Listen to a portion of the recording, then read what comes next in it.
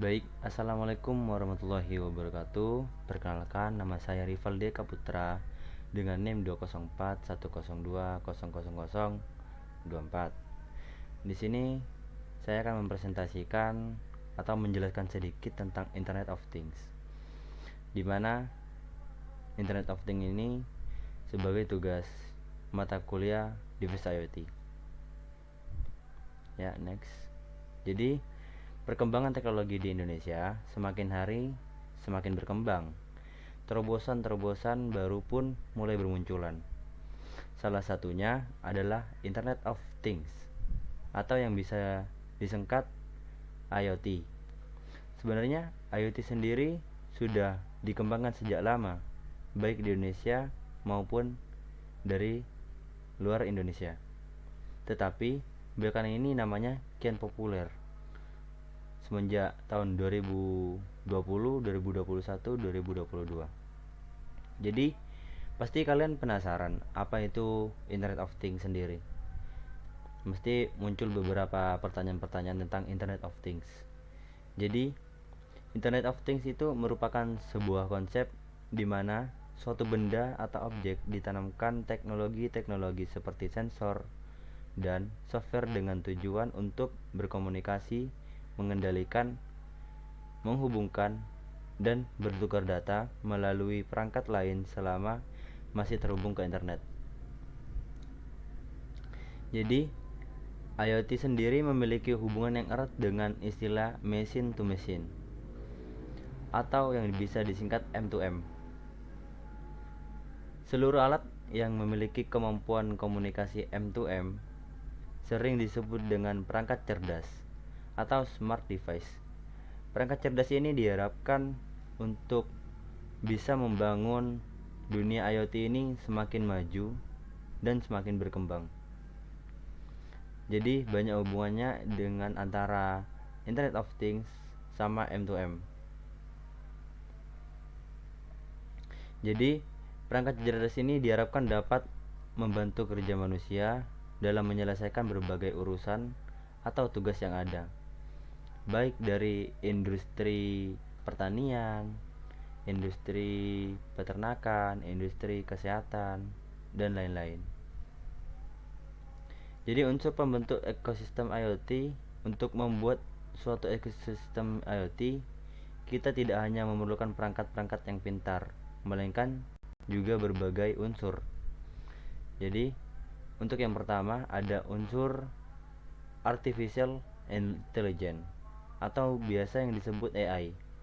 Jadi AI artinya ini kecerdasan buatan. Kecerdasan buatan atau artificial intelligence atau AI adalah sistem kecerdasan buatan yang dimiliki oleh manusia yang diimplementasikan atau diprogram di dalam mesin agar mesin dapat berpikir dan berlaku layaknya manusia. Jadi, pikiran manusia yang diterapkan pada mesin. Jadi, AI ini sendiri memiliki beberapa cabang. Salah satunya adalah machine learning. Jadi, machine learning ini bisa juga disebut machine learning developer decoding sebagai langkah awal untuk mengembangkan AI. Dalam IoT, hampir semua mesin atau alat dapat menjadi mesin pintar. Itu berarti IoT sangat berdampak bagus pada seluruh aspek kehidupan kita. AI ini bertugas untuk mengumpulkan data, perancangan, dan pengembangan algoritma, serta pemasangan jaringan juga. Itu yang unsur yang pertama. Jadi, unsur yang kedua terdapat pada sensor. Nah, sudah terlihat jelas pada gambar tersebut ada dua sensor di situ. Jadi saya hanya memasang dua sensor saja. Sebenarnya sensor-sensor itu ada banyak dan fungsinya juga berbagai macam. Ada sebagai sensor hujan, sensor kelembapan tanah, dan lain-lain. Jadi saya memakan dua contoh aja. Yang pertama ini ada sensor proximity, di mana sensor proximity ini gunanya untuk mengukur jarak. Dari berapa jarak pun bisa terukur oleh sensor proximity. Dan yang kedua ada sensor DHT11, di mana DHT11 ini berfungsi untuk mengukur suhu dan kelembapan udara. Jadi untuk menggunakan sensor DHT11 ini untuk menampilkan berapa sih suhu udara di ruangan ini, berapa sih suhu kelembapan di ruangan ini. Ya, jadi unsur yang kedua itu sensor. Unsur ini merupakan unsur pembeda mesin IoT dengan mesin canggih lainnya. Dengan adanya sensor, mesin mampu menentukan instrumen yang dapat mengubah mesin IoT dari yang semula bersifat pasif menjadi mesin yang bersifat aktif dan integrasi. Ya, untuk yang ketiga ada unsur pembentuk yaitu koneksi. Di sini koneksi dari kalian sudah tahu di mana koneksi ini ada di seluruh dunia dan di seluruh penjuru dunia maupun di kota-kota besar, di kota-kota kecil juga ada koneksi. Baik itu koneksi jaringan, baik itu koneksi wifi dan lain-lain. Jadi konektivitas juga bisa disebut sebagai koneksi antar jaringan. Dalam dunia IoT sendiri ada kemungkinan untuk kita membuat jaringan baru, jaringan yang khusus digunakan untuk perangkat IoT. Jadi tidak selalu jaringan-jaringan yang sudah terpakai sebelumnya itu bisa dipakai lagi, tetapi kita bisa memakai baru jaringan dan membuat baru jaringan. Jadi kita tidak memakai jaringan-jaringan yang ada sebelumnya, itu sudah bisa. Ya, next. Lanjut ke pembahasan selanjutnya, di mana pembahasan selanjutnya adalah penerapan IoT pada kehidupan sehari-hari di berbagai sektor. Jadi, yang pertama ada sektor pertanian. Jadi, Internet of Things ini bisa diterapkan pada sektor pertanian. Ya, lanjut next slide. Nah, di sini ada gambar orang lagi menekan tombol di tablet, di mana seluruh pertanian itu, seluruh tumbuhan-tumbuhan yang ada di depan orang tersebut dapat dikontrol oleh tabletnya. Jadi, yang pertama itu ada suhu udaranya. Jadi si orang tersebut dapat memantau suhu udara yang ada pada sekelilingnya. Dan yang kedua itu ada kita bisa menampilkan kelembaban tanahnya. Jadi kita sebagai user dapat mengetahui kelembapan tanahnya. Jadi ketika sudah kering, kita bisa mengetahuinya lewat tablet tersebut. Jadi untuk kegunaan Internet of Things ini sangat penting banget pada sektor pertanian tersebut untuk mengontrol pertanian yang ada di sekeliling orang tersebut. Jadi yang kedua di sini ada sektor kesehatan, di mana sektor kesehatan juga bisa diterapkan Internet of Things. Nah, next. Nah, di sini ada gambar robot dengan seorang wanita, di mana si robot juga bisa berinteraksi dengan seorang wanita tersebut.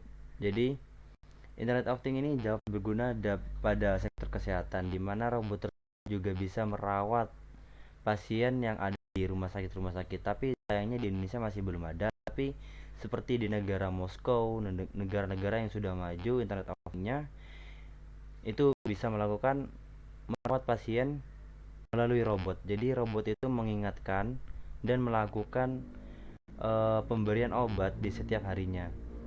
Jadi robot-robot itu mengambilkan obat dan merawat si pasien itu agar menjadi sehat dan berkelanjutan. Jadi misalkan contohnya itu bisa menampilkan obat-obat apa yang akan dikonsumsi pada hari ini, dan sebagainya. Jadi sangat bermanfaat, bukan? IoT ini sebagai sektor kesehatan. Jadi yang ketiga ada transportasi. Jadi di transportasi juga bisa menerapkan Internet of Things. Nah, di gambar tersebut ada mobil dan sebuah maps, di mana kita bisa menyetir mobil tanpa memegang setir dan menancapkan gas. Jadi seluruh komponen-komponen yang ada di mobil tersebut dapat dikontrol oleh IoT. Jadi kita hanya mengatur kecepatan di tablet dan arah jalan kita di tablet, di mana mobil tersebut nanti akan berjalan sesuai apa yang kita inginkan tanpa harus digas dan disetir. Jadi sangat bermanfaat, bukan, Internet of Things ini pada sektor transport. Ya, kita lanjut. Di sini yang keempat ada smart home. Jadi smart home itu artinya rumah pintar, di mana di suatu rumah kita bisa memasangkan banyak sekali Internet of Things tersebut ke dalam berbagai alat-alat rumah tangga. Gambarnya, jadi kita bisa mengontrol apapun yang ada di rumah. Contohnya, kita bisa mematikan lampu melalui handphone yang ada di genggaman kita. Yang kedua, kita bisa membuka pintu pada handphone kita. Kita bisa menyetel televisi dengan telepon kita, dan kita bisa memadamkan seluruh instalasi listrik yang ada pada rumah kita melalui handphone. Jadi kita juga bisa memantau suhu ruangan, kelembaban ruangan pada rumah kita, dan masih banyak lagi sih kegunaan Internet of Things ini pada alat-alat rumah tangga bisa diterapkan juga. Ya, sudah selesai. Jadi sudah selesailah kita presentasi kita pada siang hari ini atau malam hari ini. Kurang lebihnya saya ucapkan mohon maaf apabila saya ada tutur kata yang salah. Assalamualaikum warahmatullahi wabarakatuh. Om Santi Santi Om. Terima kasih telah menonton video saya. Jangan lupa like, subscribe, and comment. Mantap.